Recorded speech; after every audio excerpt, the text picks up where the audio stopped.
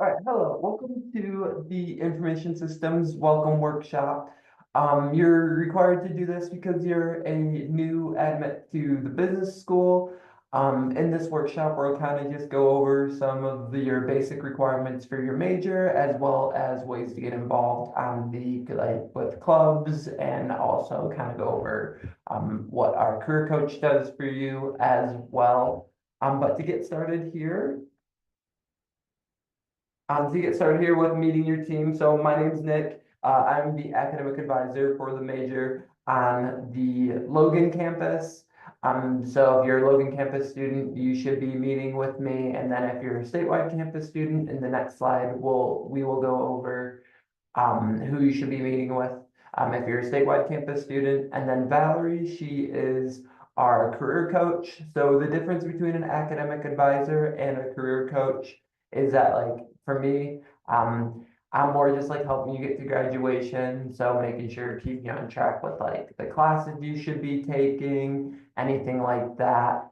And then Valerie, she's our career coach, and she's kind of like what you can do with the degree. So like what's next, what you're supposed to be, what you can get involved with, like within the major with like clubs and stuff like that, and then also kind of career paths you can take within our information systems major. And then if you're a statewide student, you're going to want to meet with Amanda. She's our statewide advisor. You can schedule appointment with her using the QR code on the screen there, but then you can also schedule an appointment with the QR code on the screen now as well. Just with our appointment policy, we have a grace period of 10 minutes for any unforeseen like delays you might encounter. So let's say your appointment starts at 2 o'clock.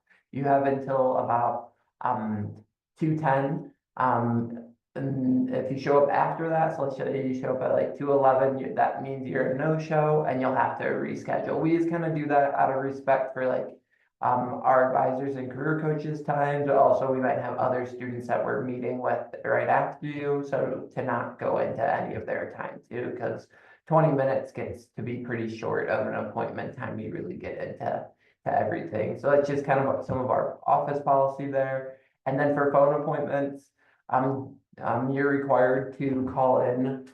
We don't call you for your appointment. So just kind of like if you would come in person or Zoom, right? You're kind of expected to show up for that. Kind of same thing with phone appointments. I know different offices on campus do it differently, but just kind of a reminder with in the business school, you're kind of required to call in for your appointment if you choose to do phone. We prefer students meet in person with us or over Zoom.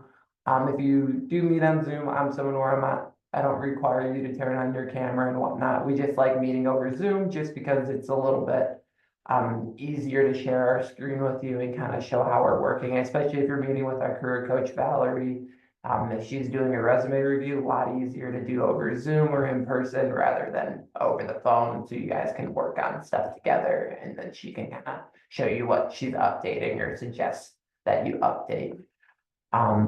And then some of our student privacy stuff. So FERPA is a federal law that protects you as a student. So no one can really just like call in and ask about you or ask for information about you.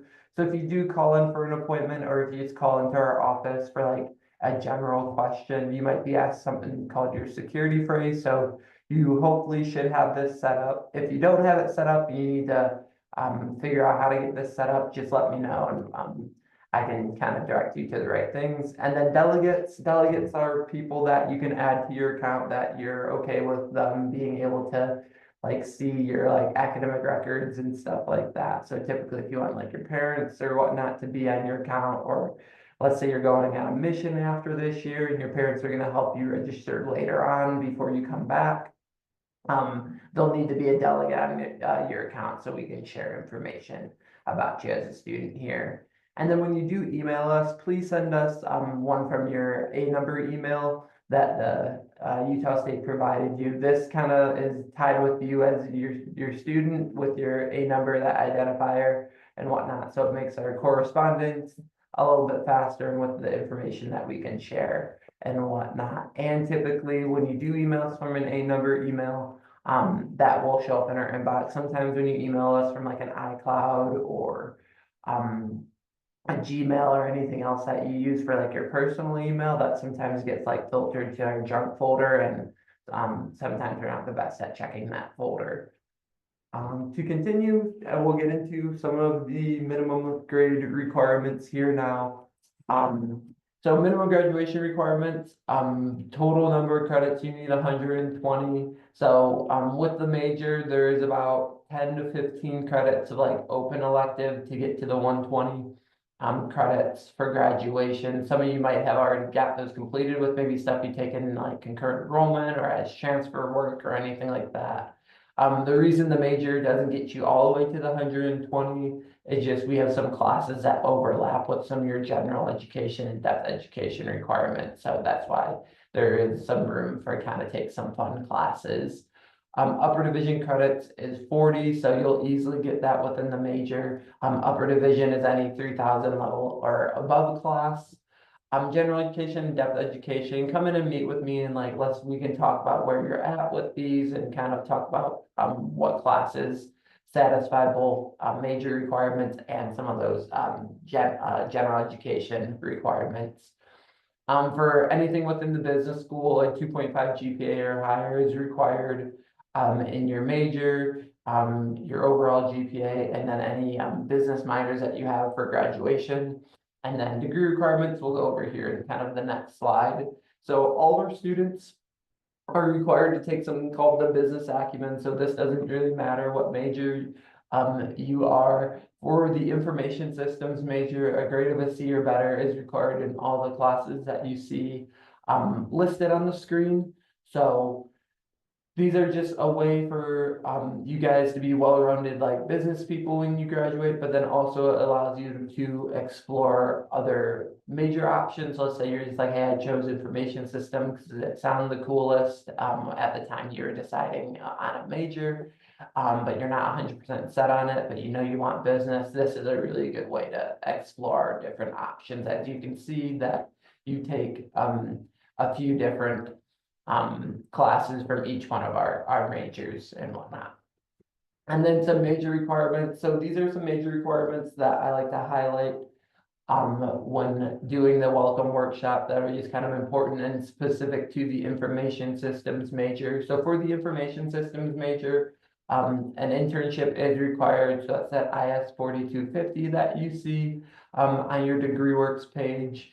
Before that, an internship or job in the data or information system field and instructor approval is required for registration for the class. The class doesn't provide you with an intern with an internship placement, so you have to be able to like apply and obtain one of those on your own. But Valerie or even the instructor Lynn Binion can help kind of facilitate some of that process and kind of do resume review, LinkedIn profile review, anything like that or give you some job search strategy tips and stuff like that too to help with that process. And then must be taken concurrently with your internship experience unless pre-approved otherwise by the instructor for the class. Two of the main prerequisites to a lot of your like 3,000 level and above data and IS classes for your major are data 3,500 and then data 3,330. So if you know you're like, hey, I know I want to do information systems. I took data 2,100 and I love it, and I want to kind of continue down that path. Typically, once students have taken our kind of two base classes, so data 3,500 is our intro to Python, and then data 3,330 is our database management class that deals heavy with SQL. Those two classes, students have kind of told us like once they take those two, they kind of feel more confident to really start applying for internship than at least having like the base skills that a lot of employers are looking out of our interns. And then one of the emphasis areas is required in either data engineering, cybersecurity, or web development. You're more than welcome to do more than one of those emphasis areas, but just remember that one is required. They're all 15 credits each, so there's not a whole lot of difference between them other than the classes that you'll take as they're more specific to that area.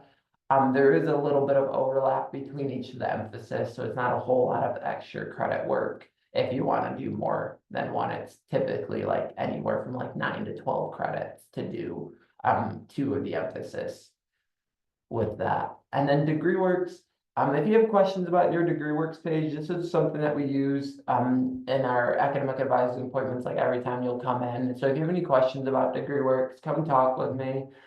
This is where I can build you like a tentative graduation plan that maps out each semester and what I suggest that you take.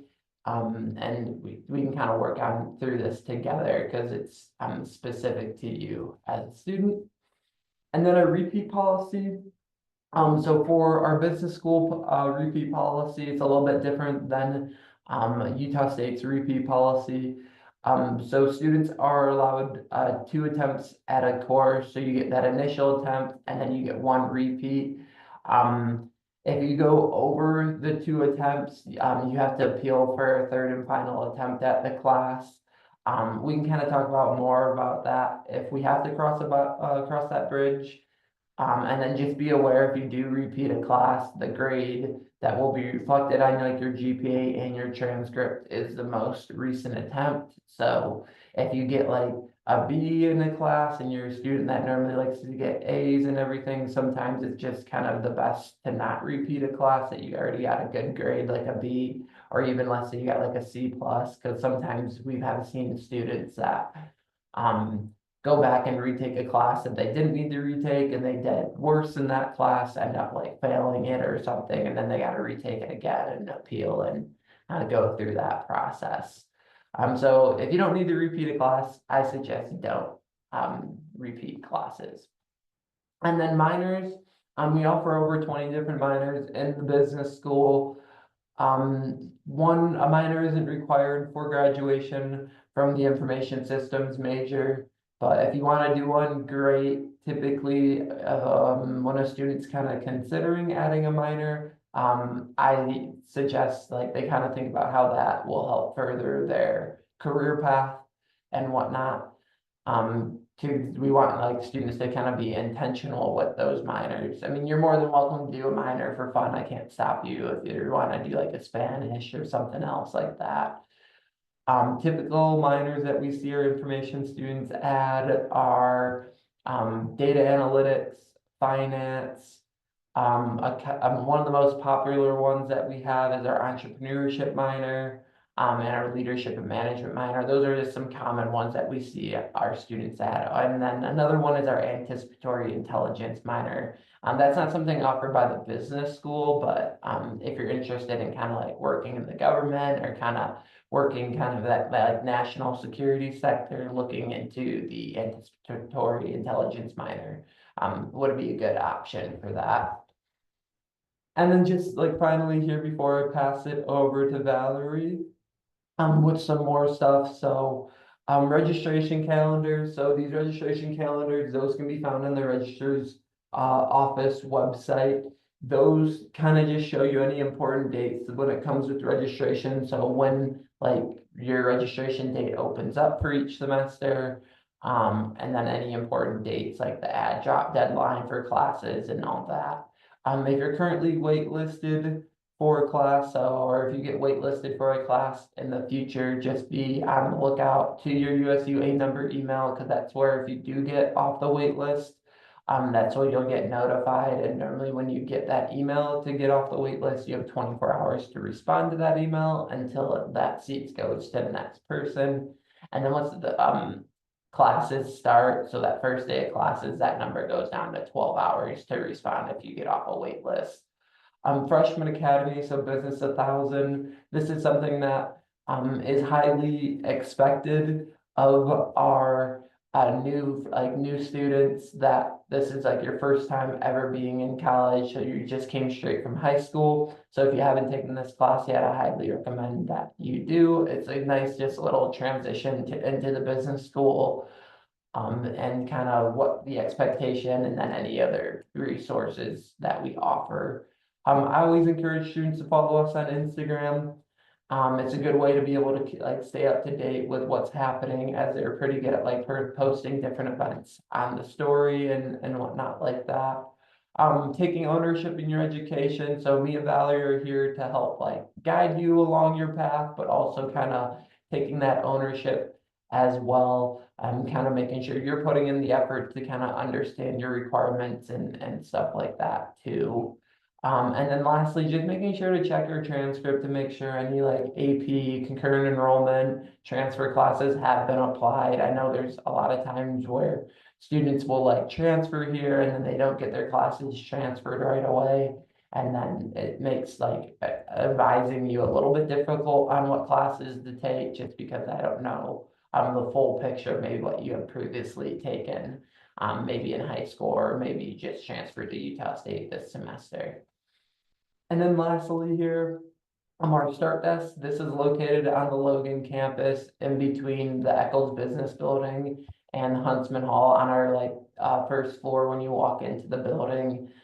This is where our peer mentors that work closely with our office will sit, and they can answer like quick advising questions, do some resume reviews, direct you to if don't know where a class is or anything like that. They can kind of help with that, or just provide a student perspective on maybe like a deaf education class to take or clubs to get involved with.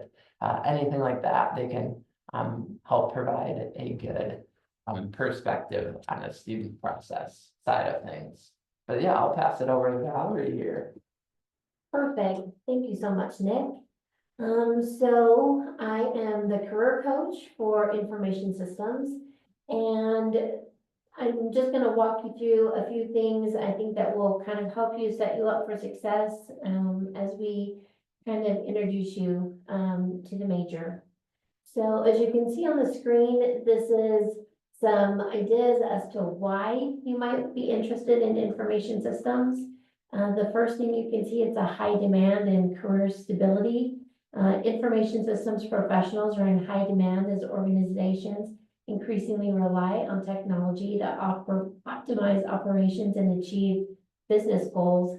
And the reason it's stable is you'll play a critical role in maintaining and improving IT infrastructure, data management, and business processes.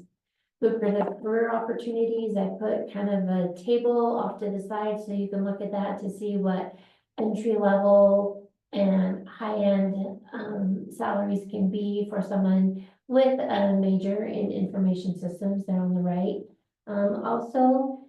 As an information systems student, you have diverse career paths, and in large part that's why the department has chosen to have you choose an emphasis. So the emphases in information systems are data engineering, cybersecurity, and web development. And so within each of those emphases, there are many functional areas that you can choose from. So a lot of career opportunities. The other thing that's really neat about information systems is your skills will stay relevant. As technology changes, your skill set will remain constant and in great need. Work across industries. Pretty much every industry needs people with IS skills, including healthcare, finance, retail, manufacturing, government, and education. Those are just a few to name. And then also global career opportunities. Oftentimes people in information systems have that ability to not only work remotely, but businesses around the world need this constant skill set. And that kind of refers to what I mentioned earlier about skills that stay relevant. And then also, if you like solving problems and implementing solutions, then this is definitely the career for you. Because problem solving, critical thinking skills, those are always in demand for this role. And something else that I think is really great about information systems is it's future proof, which means that you're in high demand and you will continue to be in high demand as the world continues to embrace technologies like cloud computing, AI, cybersecurity, and so forth. And then lastly, you'll also be able to make an impact in the organizations that you work in. As you contribute directly to the organization's success and technological advancement. Moving on, so we'll go through each of the emphases, and here are just a small example of some of the functional areas within information systems and data engineering. And so each column represents that functional area, and then the bullets underneath represent jobs or job titles that align with that functional area. So I'll just flip through this because you can pause it as you watch it, to see which emphasis you're interested in and what some of those functional areas look like. Okay, and then the next slide I want to introduce you to is clubs. And so on this slide, there are icons for some of the clubs within or that support our information systems major. And the first logo, the round circle, that's for the AIS, or Association for Information Systems. That's actually a professional organization that people within the industry in their career will belong to. So we're fortunate enough to have a student chapter here on campus. And the way the department is set up, you may see this acronym DAISA. It's DAISSA. It's for Data Analytics and Information Systems Student Associations.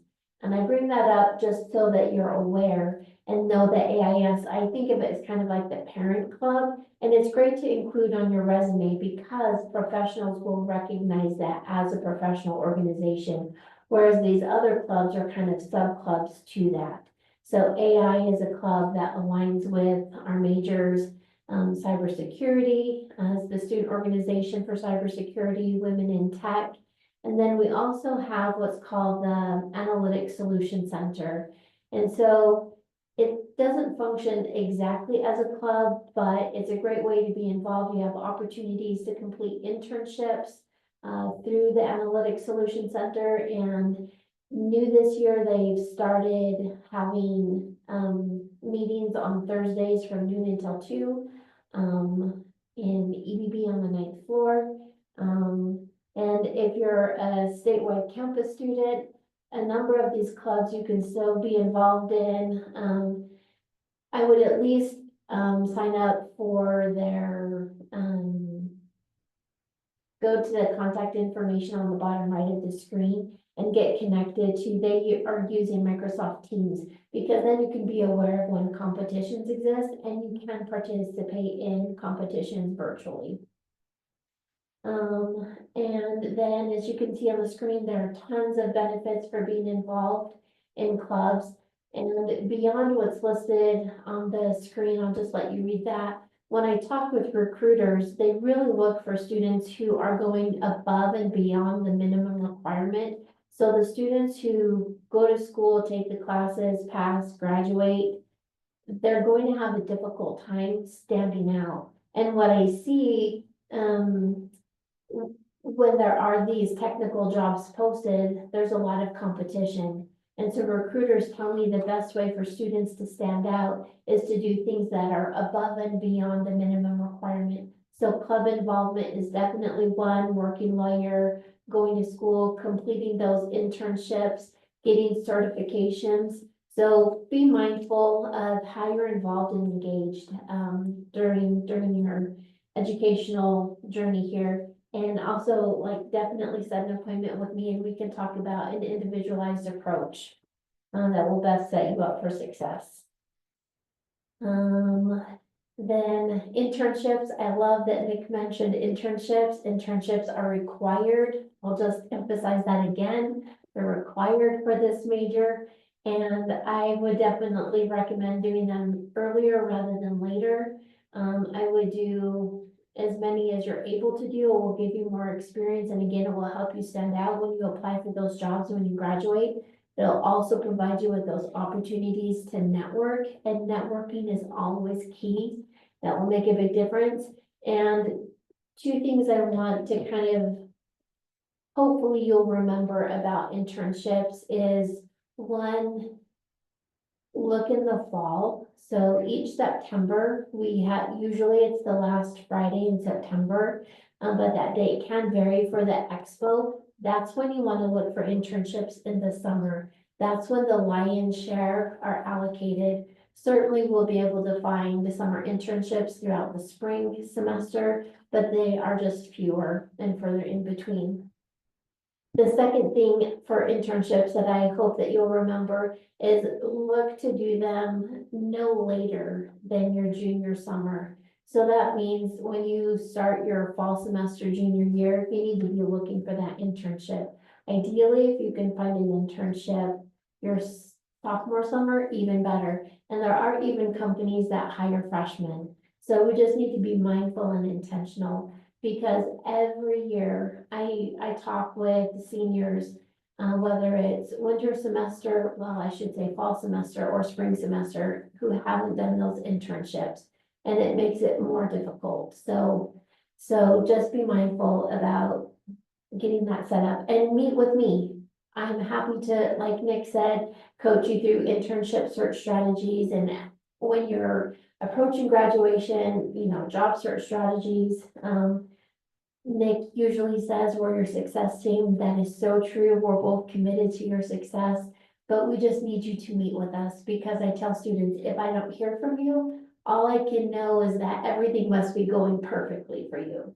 So if you let us know what struggles you're encountering, then we can step in, intervene, provide that support that you need. And I also won't spend too much time on this slide because you can pause it and look through these resources, but just to acclimate you to let you know what resources are available to you at Huntsman. There are a ton of opportunities. One that I will take a moment to talk about is that third row, Focus Friday. So this is one thing that really sets Huntsman apart from the rest of the university. For the most part, there are not classes held on Fridays, and that is so that students have the opportunity to start developing professionally. So I know that it's tempting to want to go skiing or just have a day off on Friday, but be intentional, engage in these activities. They're designed to help you succeed. They're designed to help you land those competitive jobs when you graduate.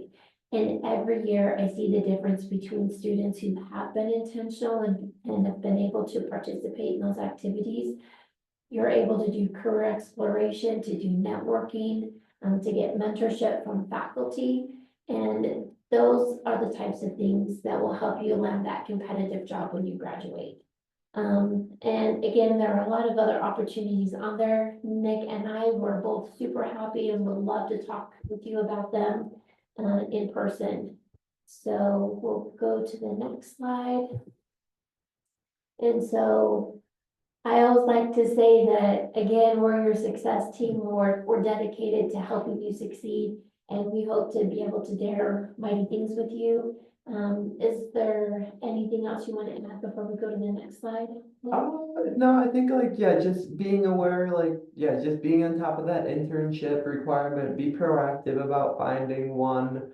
Don't wait till like your senior year, like that fall semester of senior year and think you're gonna just be able to find one. They're competitive, they can be tough to like find and like be able to obtain one, so don't get discouraged either. So just come talk to us like about any struggles that you might have, because it's a lot easier for us to be able to help you when, like kind of like Valerie said, if we know what's going on with whether it's like the internship search or just kind of in general, or at least for me, like having an idea of like, okay, like, hey, maybe you got like super sick this semester and you had to drop some classes, like that's good to know. Or if you got super sick and you missed a lot of classes and you're like, hey, I might fail a few things, we could also talk about other options that you have with that and some like appeals process that you can go through too. So please just come meet with us. Like this is like the only thing we require that you do, but I always suggest students, for at least myself, to at least meet with me